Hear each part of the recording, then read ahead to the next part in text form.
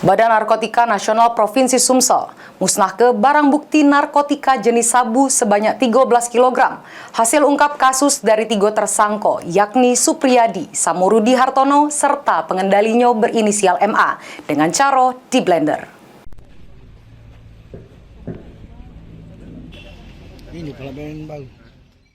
Badan Narkotika Nasional Provinsi Sumsel melakukan pemusnahan barang bukti narkotika jenis sabu.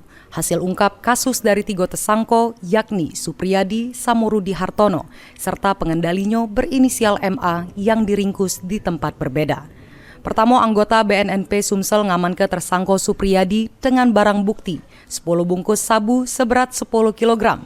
Selanjutnya dikembangkan sehingga berhasil ngamankan Rudi dengan barang bukti 3 kg sabu.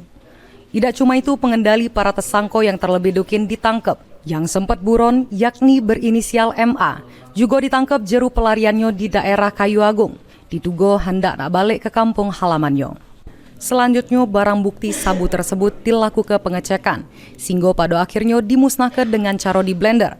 Sesudah itu dicampur dengan cairan pembersih lantai yang selanjutnya dibuang di ceru toilet.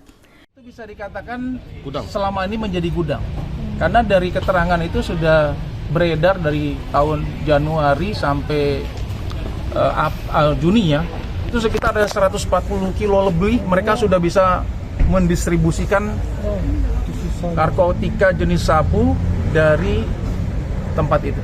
Jenderal, apakah barang ini dari luar, Jenderal? Ya, jelas ini dari Malaysia. Ini jaringan internasional juga yang memanfaatkan kurir-kurir pengendali yang ada di Indonesia. Dan ini kita sudah dapat nomor teleponnya dan sudah kita sampaikan ke BNN RI untuk dilakukan pengembangan. Herwahyudi, PAL TV.